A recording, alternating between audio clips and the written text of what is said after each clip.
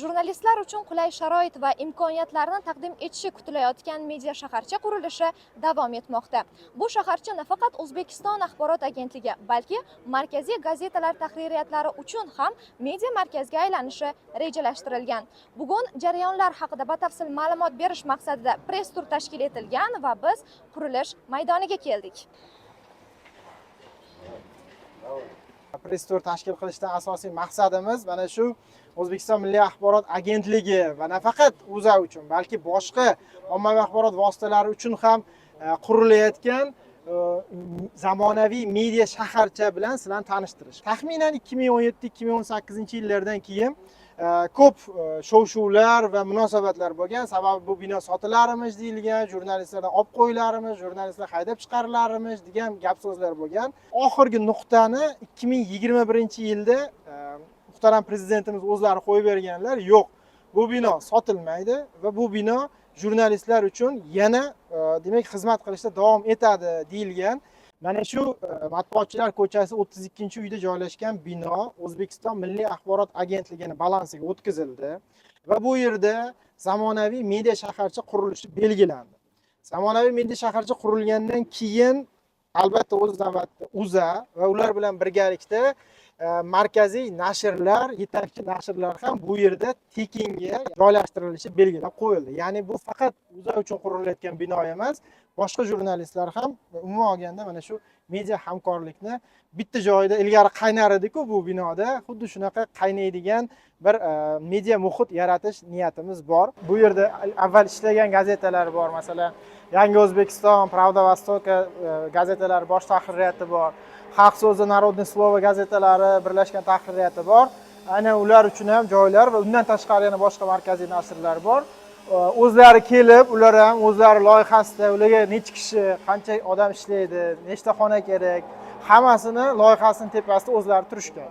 Shu bugungi kungacha общий qurilish maydoni 2 million metr kvadratga ega bo'lgan qurilish maydonlarini ekspluatatsiya foydalanishga topshirganmiz.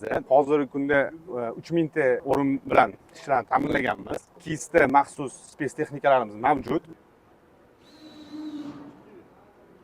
Hozirgi kunda ko'rib o'tirganimizdek 8 qavatdan iborat rekonstruksiya ishlarini amalga oshirilmoqda. Yer bizada mana shu obyektlarda tasdiqlangan loyiha smeta hujjatlariga asosan qurilish va rekonstruksiya ishlarini amalga oshirilmoqda. Yer osti hududida joylashgan avtoturargoh uchun mo'ljallangan joyni ham rekonstruksiya qilyapmiz. Birinchi qavatda misol uchun o'zi funksiyasiga bajariladigan 200 o'rinli konferens zal ham paydo bo'ladi, kabinetlar paydo bo'ladi. Oxirgi 8-qavatda esa oshxona bilan trenajyorniy zal paydo bo'ladi. Ovoz yozish studiyalari, video studiyalar va boshqa o'sha montaj, rejissyorlik xonalari, umuman xullas nimaiki talab bo'ladigan bo'lsa, ana shunga talablarga javob beradigan darajada media markazi. Biza niyatimiz ham bor, u faqat O'zbekiston Milliy axborot agentligiga xizmat qilishi ham shart emas. Demak, so'rovga asosan biza boshqa jurnalist hamkasblarimizga ham bemalol u yerda o'zini turli loyihalarini suratga olish imkoniyatlarini ham berishimiz mumkin. Bu yerda bir hech qanaqangi muammo ko'rmayapmiz. Sababi shuncha katta narsa qurilyaptimi, undan foydalanish kerak va eng asosiysi xalqimiz manfaatiga bir xizmat qiladigan kontentlar chiqishi kerak. 70% maydoni quyosh panellarini o'rnatilishi nazarda tutilgan.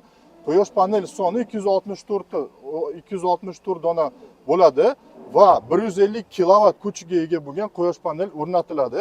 Shu bilan nima demoqchimanki, har bitta o'sha butun quyosh panel qo'yayotganimizda 7 ta рабочий kontur, ishchi kontur deymiz quruvchi tilida. Ya'ni o'sha har bitta kontur nasosniga, liftga, avariyniy освещениеga ketadi. Hamma masalalar yechildi, moliyalashtirish ochildi. 2026-yil yakuniga qadar shu hamma ishlarni amalga oshiriladi. Rekonstruksiya davomida 7 qavatli bino 8 qavatga aylantirildi. Ta'mirlash ishlari yakuniga yetgach, dastlabki 3 qavatni bino egasi hisoblangan O'zbekiston Milliy agentligi egallaydi.